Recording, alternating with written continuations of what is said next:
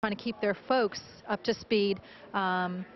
They brought in pizzas and other things. We want to go back and give you a phone number. Some people are already asking for that. It's the number to donate blood. And if you can, donate blood in your area. It's 1-800-866-Blood Saves. 1-866 Blood Saves.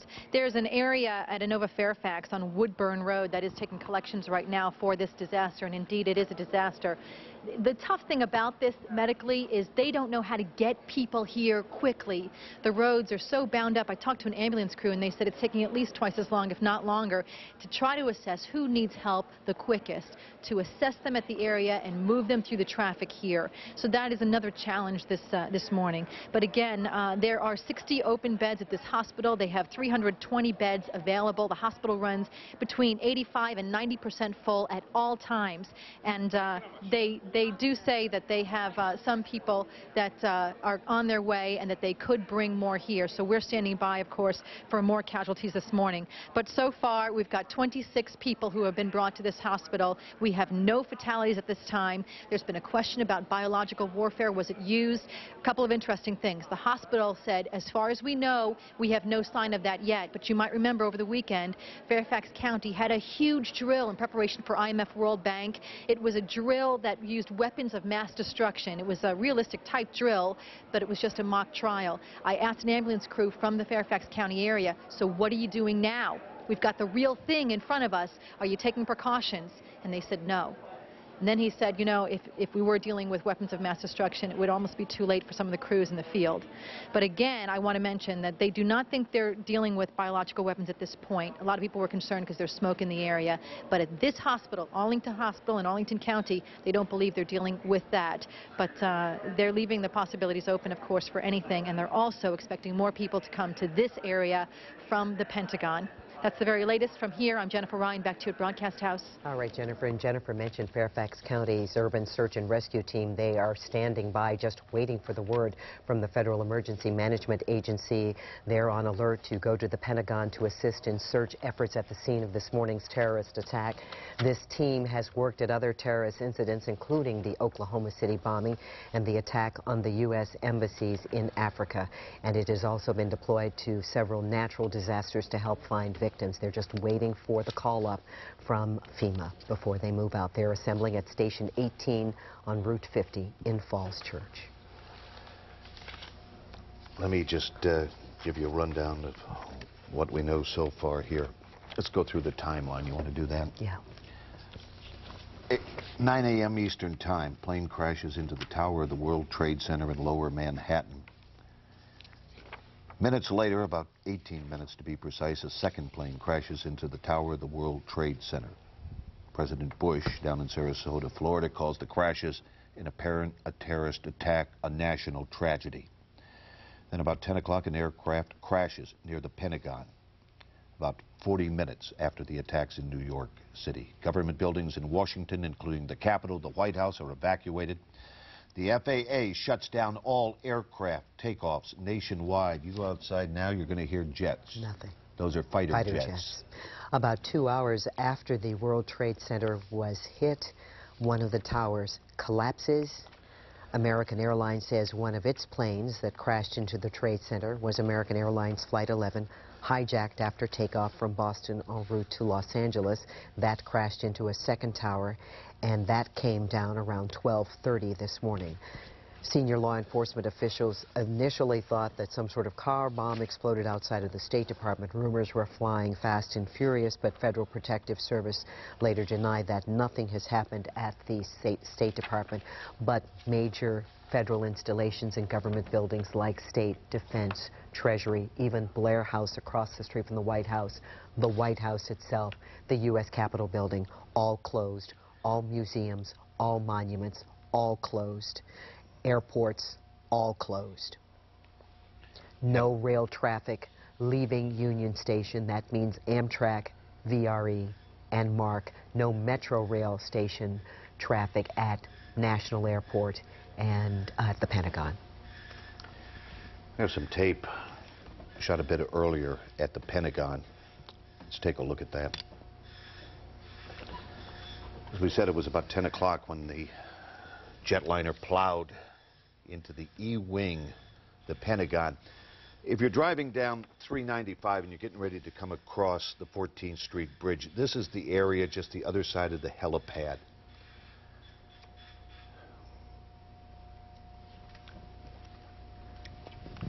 We were talking just a minute ago about the only noise, the only plane you're going to hear in the sky today are the fighter jets.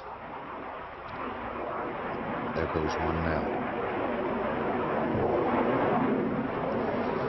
As the FBI learned when the World Trade Center was bombed in February of 1993, one of the bombers left a note that said they were bombing the Twin Towers because it was a bombing meant to demoralize the enemy by blowing up the towers that constitute the pillars of their civilization. So they went after these pillars of civilization and the mightiest military forces installation, and they used planes named American and United to wreak havoc on this country. American Airlines Flight 11, Boeing 767, en route from Boston to Los Angeles.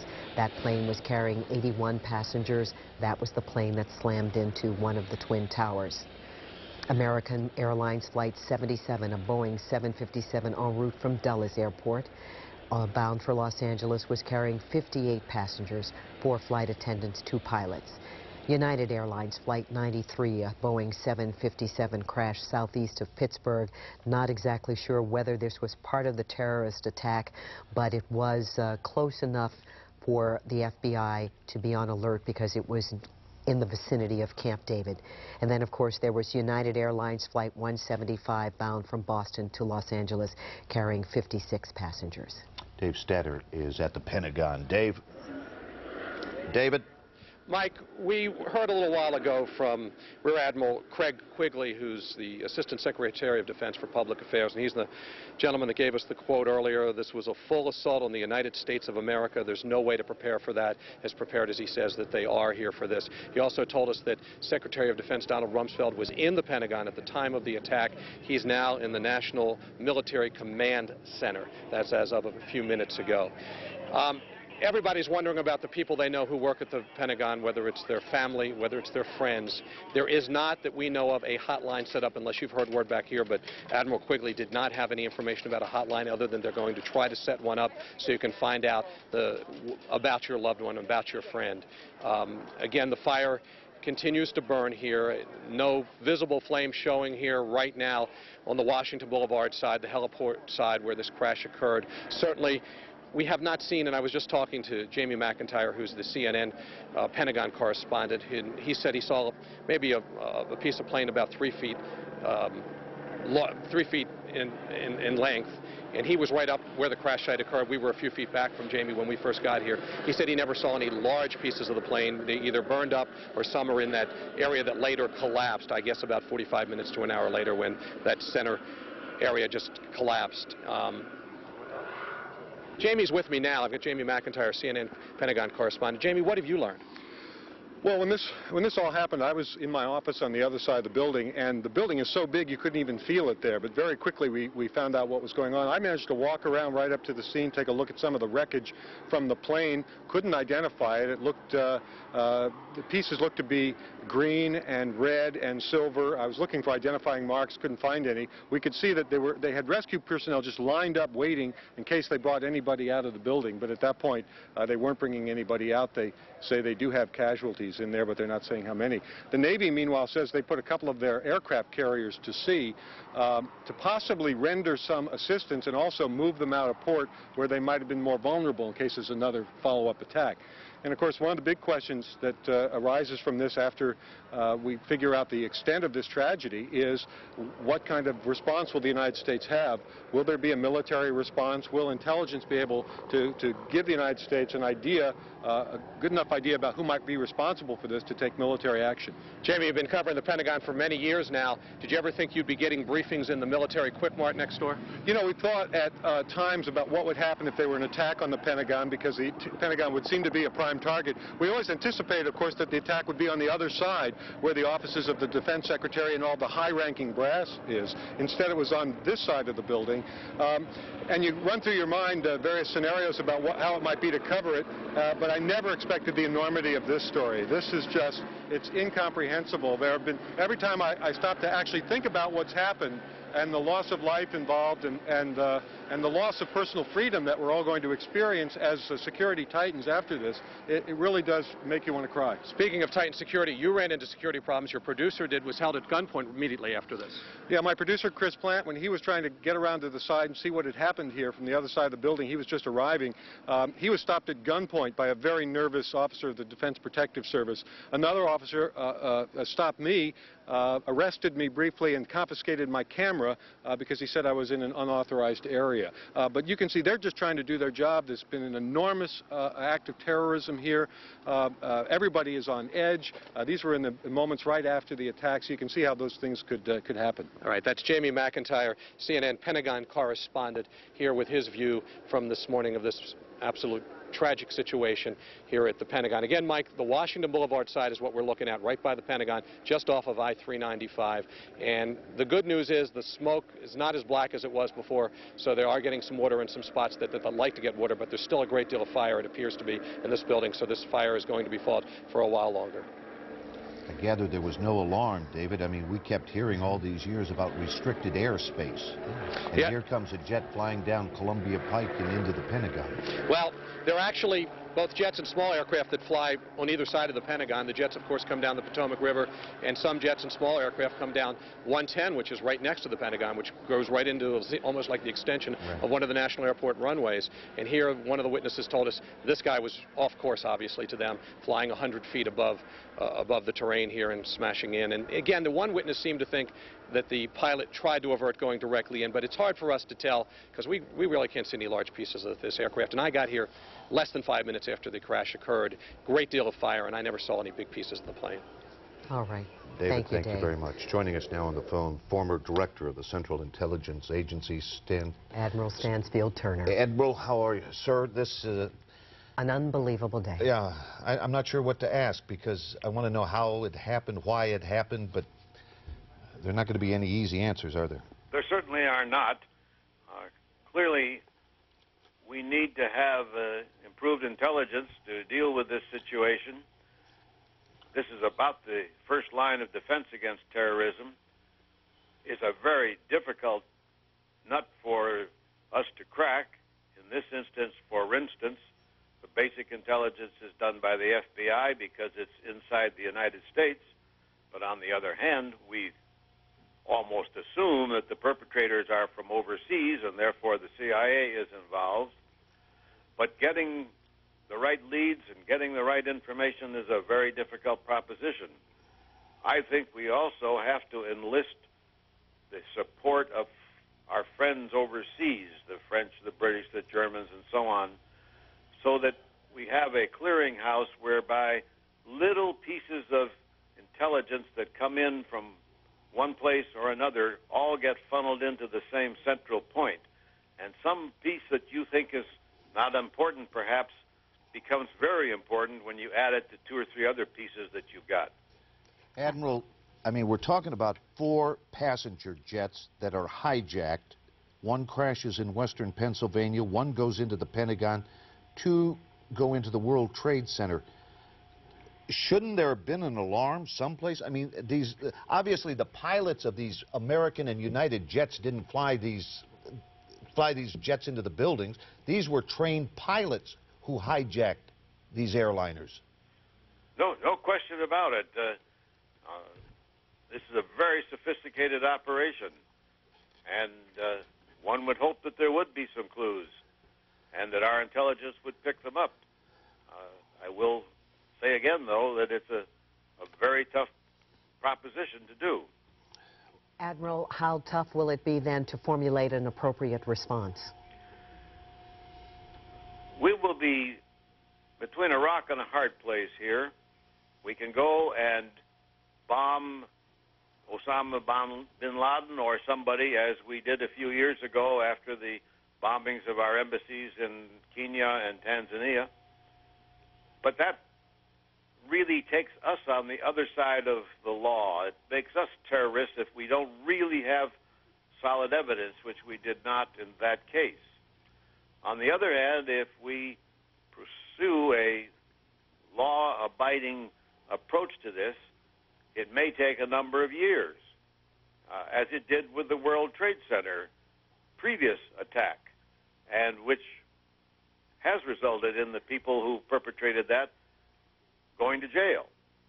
The question is, will we be patient enough to do it by painstaking, sleuthing, legal means, or will we feel we've got to lash out? We've got to find a happy road in the middle here, and I think be careful that we don't lash out too quickly without really solid evidence.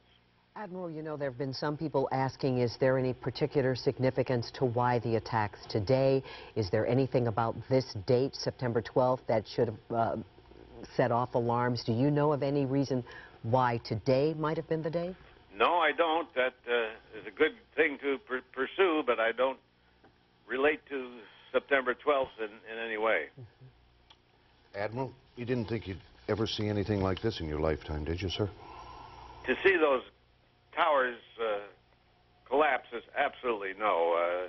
One almost wouldn't think it could be done to begin with. In the second place, the probability of somebody being able to maneuver two airplanes into two of those towers in a short time of each other just is almost beyond imagination. Sir, I thank you very much for your time. Thank you, Admiral. Surely. Just getting information, a London-based Arabic newspaper, an editor of that newspaper says he received a warning from associates of Osama bin Laden, but the editor said he didn't take them seriously. I'll get you more information on that in just a minute. We just wanted to let you know, Rick, after the meeting with D.C. Mayor Tony Williams and top city and police officials, the district is now under a state of emergency, officially under a state of emergency. The nation's capital, the District of Columbia. Mayor says just wants to be ready in case of any other incidents. The state of Virginia is also under a state of emergency, which allows the governor to call up troops, and he has put the Virginia National Guard on alert and has called up 300 Virginia Air National Guard. They're on standby as well in the event, and especially the governor was saying to cover ports along the East Coast to protect them in the event of still further attacks. Let's go back. It was just a short time ago that President Bush spoke to the nation from an Air Force base in Louisiana. Let's listen to that. Freedom itself was attacked this morning by a faceless coward, and freedom will be defended. I want to reassure the American people that the full resources of the federal government are working to assist local authorities to save lives and to help the victims of these attacks. Make no mistake, the United States will hunt down and punish those responsible for these cowardly acts. I've been in regular contact with the Vice President, Secretary of Defense, the National Security Team, and my cabinet. We have taken all appropriate security precautions to protect the American people. Our military at home and around the world is on high alert status, and we have taken the necessary security precautions to continue the functions of your government.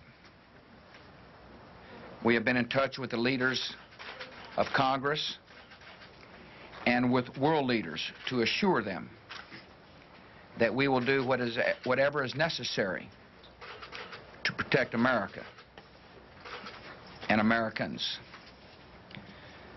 I ask the American people to join me in saying a thanks for all the folks who have been fighting hard to rescue our fellow citizens. and to join me in saying a prayer for the victims and their families. The resolve of our great nation is being tested. But make no mistake, we will show the world that we will pass this test. God bless. That was President Bush speaking earlier today from Barksdale Air Force Base in Louisiana outside of Shreveport. Just wanted to bring you up to date on what havoc this terrorist attack has wreaked on our transportation system. Greyhound is announcing it's halted intercity bus service throughout much of the nation in the wake of the terrorist attacks against the U.S. All bus service has been canceled in the Northeast. All service canceled along the Northeast line from Cleveland to Columbus, Charleston, West Virginia, Richmond, Norfolk, and Virginia. And of course, Greyhound has been operating out of Union Station these last couple of days while their terminal is under reconstruction. And Union Station, all rail traffic out of Union Station is halted. The Virginia Hospital Center has been warned to expect more victims from today's terrorist attack on the Pentagon. A hospital spokesperson confirms 26 people are currently being treated for injuries. They range from cuts and bruises and burns to more serious conditions that require surgery. The spokesperson says the injured have been brought in by both ambulance and by personal cars. One woman says she jumped behind the wheel of someone else's car and drove an injured woman to the hospital because she knew the way. She says immediately after the incident, people began tending to the wounded in the inner center courtyard of the massive Pentagon complex. When word spread of a possible second attack on the way, the victims were carried through the building to the outside. Meanwhile, Inova Alexandria Hospital, they report they have 10 patients, 9 in fair condition, 1 critical. George Washington University, 2 patients, both in stable condition. 7 patients at the Washington Hospital Center. Georgetown University has 1 patient. CNN is just reporting that 5 U.S. Navy warships have left their port at Norfolk, Virginia, en route to New York. We don't exactly know why, except probably the obvious, to just offer as much security as possible to this devastated city. But that's the latest from CNN. 5 Navy warships deployed from the port at Norfolk en route to New York City. A lot of cancellations, of course. Before you go anywhere, why don't you just call ahead? We're not going to give all the cancellations because they're becoming too numerous to list. And of course, we do have as many as we know about on the bottom of the screen. But if you're in doubt, call ahead. Don't waste your time. Don't clog up the roads if you don't have to. It's, if you're home, we don't have to tell you if you made it home. It's gridlock out there. As we said, the district is under a state of emergency, mainly because Mayor Tony Williams says they just want to be ready in case of anything, and they would ask that people do stay home so that you don't clog up the road. All district personnel are on the job. They're doing, Mayor Williams says, what needs to be done. D.C. Police spokesman Sergeant Joe Gentile says 100 officers have been deployed to try and get the traffic moving. Some people are calling saying it's a trip that normally takes 30 minutes to get home. It's 3.5 hours. These officers are being placed at key intersections, and we understand that the D.C. National Guard is also prepared to help in with traffic control. Look at that picture. You know, this is going to be one of those days people are going to be asking, where were you? This is like the day Kennedy was assassinated or anything else. We'll never forget this day, and unfortunately. Let's go to Lauren Ashburn. She's at the USA Today building in Roslyn. Lauren? Yes, hi, Buck. We are right at 1000 Wilson Boulevard in Arlington, Virginia. Over my shoulder, you can see the Pentagon, the pictures you have been showing all morning long. We do have some new information for you. You just talked about the report that some battle carrier groups were being deployed. We do know that the USS John Kennedy is being deployed, as is the USS George Washington, those battleship carrier groups out of Norfolk, and one is headed here to the Chesapeake Bay. We also would like to share with you, I know you have been all morning and all afternoon, talking to people who saw and witnessed this horrific crash. One person was on his way to work here at USA Today headquarters. He's Joel Zuckerman. Joel, tell us what you saw. Well, we were stuck in traffic. Nobody was moving much, and we heard a sonic boom. All of a sudden, saw a jet, what appeared to be an American Airlines passenger jet, come screaming just a few feet above the highway, which runs to the west side of the Pentagon. Within a second or so, it slammed into the west side of the Pentagon. There was an explosion, flames shot up, there was white smoke, and then within seconds there was thick black smoke surrounding the area. How are you sure this was an American Airlines jet? What did you see? I saw a plane, a jet with silver, it was painted silver, and then there was the markings along the window, which reminded me of an American Airlines jet. Were they red and blue? That's correct. They were red and blue. And what happened on the ground at that point? Did you stop and get out of your car? What happened? Well, everybody sort of stopped. There were a lot of people that did get out of the cars. I did not. You know, I was just worried that there would be another impact seconds later, and without being able to maneuver away from the scene, another impact could have shot flames, and we all would have been toast. We here at USA Today spoke to Lawrence Eagleburger, and he said that this is the biggest attack he can ever remember since Pearl Harbor. Now, the big question, of course, Buck and Andrea, on everyone's mind, who is to blame? Well, no one will go on the record, but our Jack Kelly does have some information. Nobody knows at this point. Nobody will say on the record, but the main suspect is Osama bin Laden. He is the only one out there with the sophistication and the wealth to pull off something like this. Are we prepared to retaliate? Is this war? Lawrence Eagleburger, the former Secretary of State, says that this is an act of war. This is the biggest declaration and the biggest equivalent to Pearl Harbor that we've had in 60 years.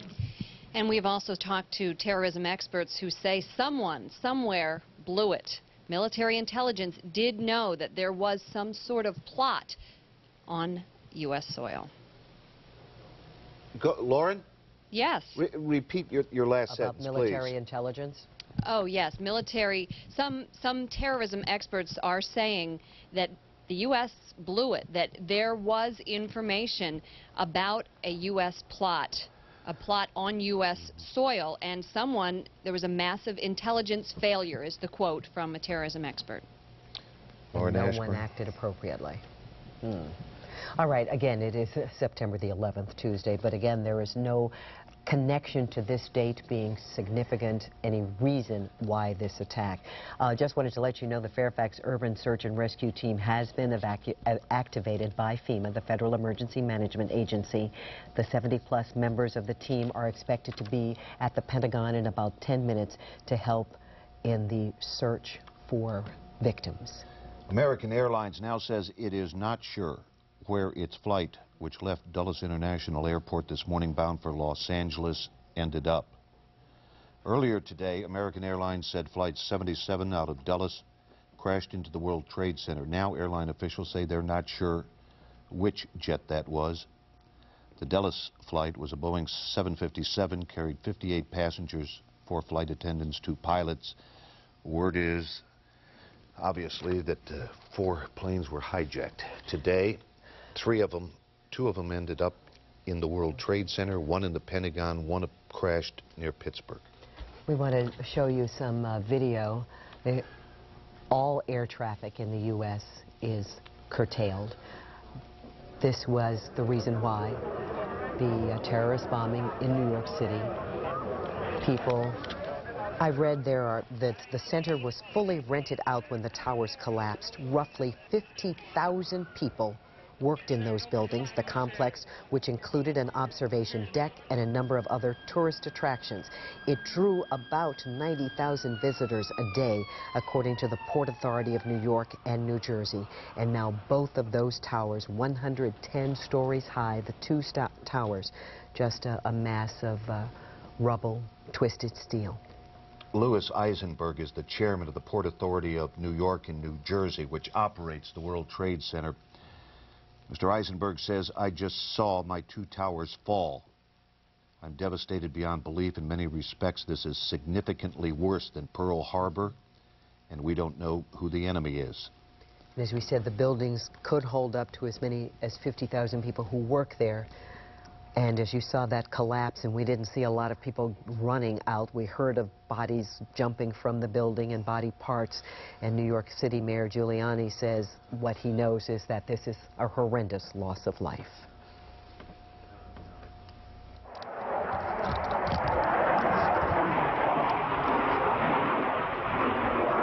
The only thing in the air over the Washington area, frankly over the United States right now, military jets, aircraft, helicopters. The FAA has grounded all planes. No planes will take off the rest of the day. Had one friend flying in from California. He made it as far as Kansas. The FAA told all aircraft in the sky to land at the nearest possible airport. We have Hussein Ibish on the phone of the American Arab Anti-Discrimination Committee. I'm sorry if I got the title wrong. No, that's exactly correct. Thank you, Mr. Ibish, for being with us. Your reaction to what has happened today? I'm devastated. I'm absolutely appalled. I think that the entire nation is in a state of shock. I don't think we were prepared for this at all. I think that all Americans were the target of this despicable, reprehensible set of actions. And the Arab American community, and I know this not just from my own reaction, but from talking to my friends and my colleagues all morning long, is really devastated by this. We are horrified. We feel attacked ourselves as much as any other group of Americans, and we are in a state of shock and utter devastation. Mr. Ibish, you say you feel under attack yourself as any other Americans, but even more so, do you think that there will be people who will look at Arab Americans and see only terrorists instead of human beings? Sometimes that has happened, but I think that we have had enough experience with rushes to judgment in the past with the Oklahoma City bombing and TWA Flight 800 that we know that, first of all, that you can only hold individuals responsible for their actions and not blame entire groups of people or ethnicities or religions or anything like that. I think Americans know that. They're fair people. They understand that. And I think also that we know that until the police work is done, and this conspiracy is so massive, so gigantic, that I have confidence in our law enforcement officials that they'll be able to get leads very quickly, and that I'm sure we'll be able to bring the criminals to justice, and I hope we do. So that we should, of course, recall that sometimes we've been sure that attacks on things like the Oklahoma City Federal Center or the Murrah Building were originated outside our country, and they turned out to be from groups based within the United States. Yes. So we should be cautious and proceed, with due deliberation and resist rushes to judgment. But I think we do need to stand together as a society and, make sure that the criminals who are responsible for this are brought to justice as quickly as possible. Mr. Ibish, thank you very much, sir, for speaking with us. Well, thank you. I hope he's right. I hope so, too. Again, we are looking at twin devastations of two symbols of American power. On the left-hand side of your screen, the Pentagon, where a plane crashed into the west side of the building. There is a briefing right now. Let's take you to that. Having a feel for the extent of damage to the building, but it was significant. And again, fires are still burning, at least in several places in the building. That's about what I know. I'll try to answer some of your questions, but you're going to have a lot more questions than I have answers.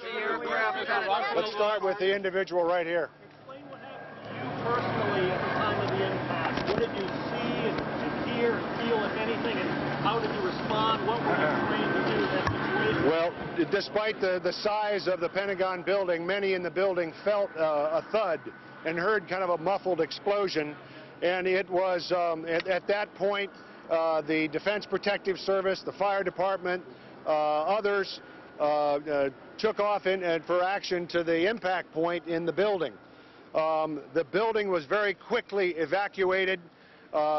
People were sent as far away from the building as possible.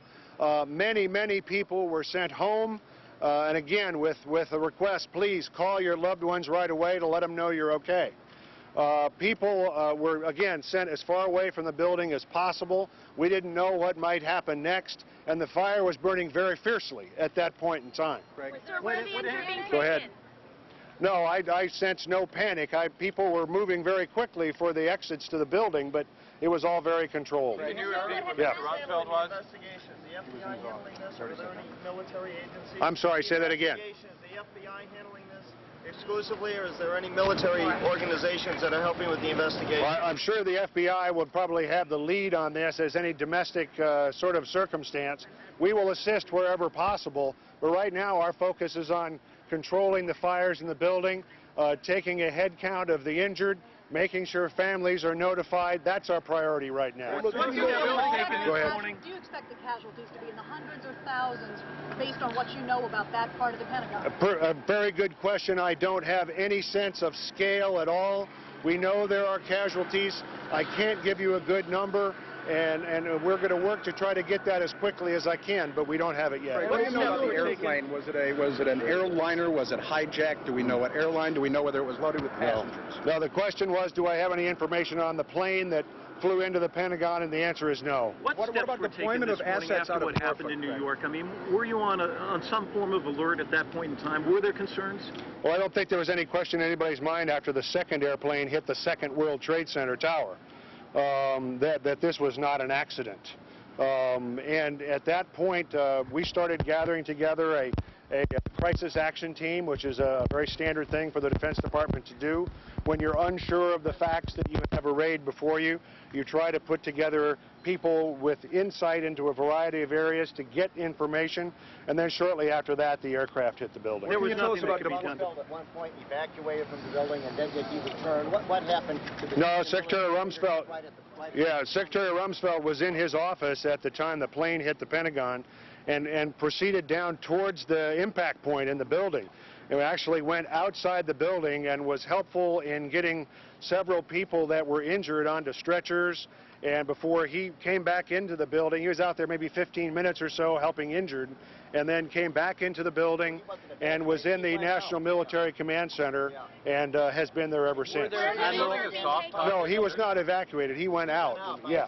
Now they're in an undamaged part of the building in this command center. The National Military Command Center is very smoky right now, but it is not damaged. Admiral, are there any defensive measures that the Pentagon has taken over the years, anti-aircraft or anything, to divert something like an incoming aircraft? Not that I'm aware of.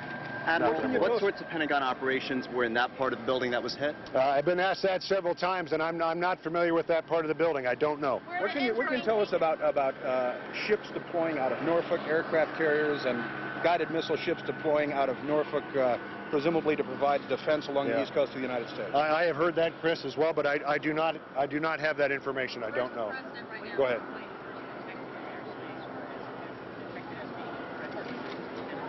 Oh, I don't know as if it was detected just prior to impact. You're talking seconds. I mean, airplanes fly in this airspace near National or Dulles or other airports all the time.